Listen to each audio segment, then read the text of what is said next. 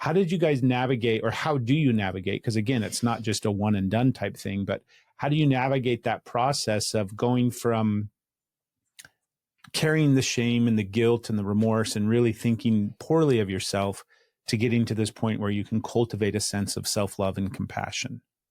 Oh my God. Great question. And it's something that we're still living every single day. Like I describe like my shame, the easiest way to put it from like my childhood experiences is like the gap between what I should have got as a small child, as a teen, and what I actually got. And sometimes that gap feels so huge. And I've filled that gap with lots of different kind of addictive behaviors and a lot of emotional eating and like trying to fill that void. And that shame gets built in there as well. This like, but I now know that shame is trying to protect me. And I know you guys have talked IFS on the podcast, right? Both of us leaning into IFS and the parts of us that hold the shame. What I heard there earlier was you two beautifully communicate to each other when something's activating and triggering, and you listen to each other and like being able to communicate vulnerably. That was the biggest thing for me, is to not keep that locked in, because that's what my shame wants me to do. Like the biggest thing about growing up in a house with addiction is don't talk, don't feel, don't trust, right? It's very secretive. That shame wants me to keep quiet. So being able to find that voice as a result of some of the other work I was doing, to then be able to be like, whoa, okay, I now know how shame shows up behaviorally. I know how it shows up in my thoughts. I know how it shows up in my body. And being able to catch with that self-awareness of like, wow, I am in the swamp. I am like floundering in the swamp, and being able to kind of help each other out just by being able to say, I'm in the thick of it. Like I've lost myself. Like I'm going down a rabbit hole here of self-worth, doubt. So yeah, I think it's been a beautiful mixture of so many things, of like exploring, understanding, building awareness, being able to cultivate that vulnerability and communication skills, and then just being able to, like Nick said, build that self-compassion and release that shame, finding tools that we've been able to release some of it. So like the breath work, for example, like for emotional release, tapping, like not just making this a cognitive process, which is what my parts love. They're like, don't you dare go in the body, don't you dare feel anything, but actually building safety in the feeling as well, and the releasing of it. But my shame's going to be with me forever, and I getting to know each other's shame and building love for the parts of us that show up on the regs, and also trying to ground ourselves in questions that are meaningful to us. Like, yeah.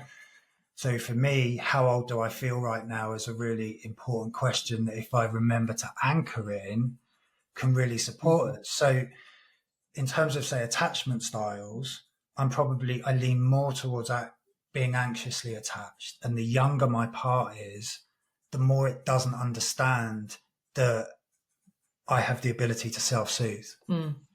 So this happened, I'll give you an example, a few days ago, where I was trying to like do a reel on Instagram and the tech isn't playing. And I'm literally out of nowhere, almost in tears, because I can't do the thing that I want to do, just like a toddler is. And a toddler, it doesn't have anything other than the ability to self-express in that moment. So when I did that, like you're going through something in that moment as well. Yeah, I'm sat there like, I've just realised it's my dad's birthday. I haven't sent a card. Do I want to send a card?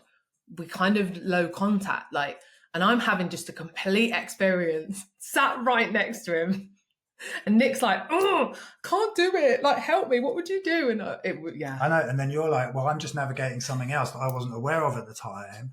And then my toddler's like feeling just rejected and wants to scream even louder. And we're recounting this like, quite reasonably calmly. And this is the kind of thing we're talking about when we say we're navigating the different parts of us that show up at different moments, often at the same time. And I think that awareness of well, I'm 2 right now. And I was, so what happens for me? So when you were in shame there, that was your very young toddler. When I'm in shame, it's my angry teenager, right? And I thought I was doing the right thing. I was like, well, I'm communicating that I'm in a swamp right now. So you keep telling me to tell you what's going on inside. So I'm telling you what's going on, and then you're still not happy. So then she was like, and like, that's when the finger pointing starts. Like, she is raging. And because that's how she protects the shame. She's literally the holder of all my shame. And she's like, I will fight you to the death. She's like, I don't need you anyway. Get out. Like, and it just goes like 0 to 100. And this is with a lot of work, a lot of therapy, a lot of coaching, a lot of self-awareness. And we do have those moments of like, how the hell are we here again? But we did celebrate ourselves. Yeah, because we can come back together quicker. And it was about just seeing the signs of the growth, right?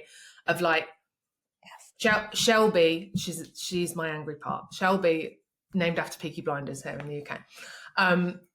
She just needs space. She needs Nick to bugger off, like go away and let me calm down. And like, now you know that, don't you? Now we've been able to find these ways of being in these moments the best we can, messily. But like, yeah, you can go off. I can be tapping somewhere furiously, like, why am I always looking after men? And like, but like, you did the whole like, oh, how old am I right now? Yeah. The question I ask myself is, who am I talking to right now? Because I wasn't angry at you. No. I was screaming at my dad. And like, Shelby in that moment was like, why the fuck am I always having to caretake for men's emotions? Like, I'm sick of it. Whereas you were like, I just want some help.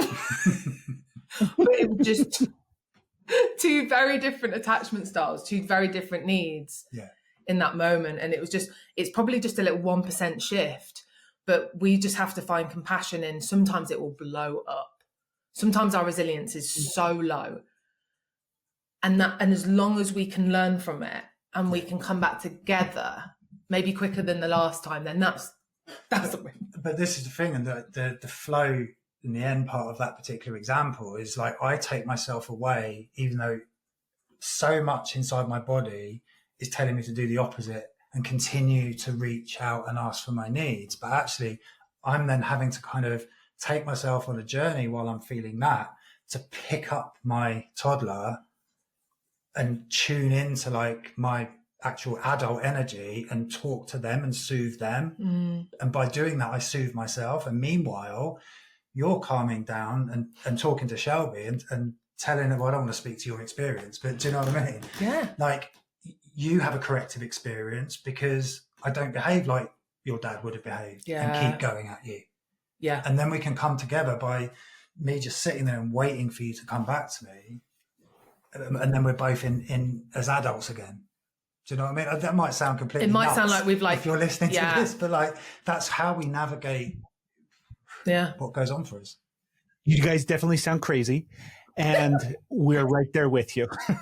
Like, you're describing our process on how we go through so much of that. I'm so excited to hear about it. I'm so excited to hear you guys share that, because first off, you get an award. Like, if there was an award for like relationshiping and navigating that process together, that's what that looks like. You guys nailed it. Yes. And that's something that we can relate to so freaking much. We have those moments all the time where it's like, sometimes we'll be able to articulate it and verbalize it. Like, okay, I'm very much dealing, like you're talking to 4-year-old Craig right now.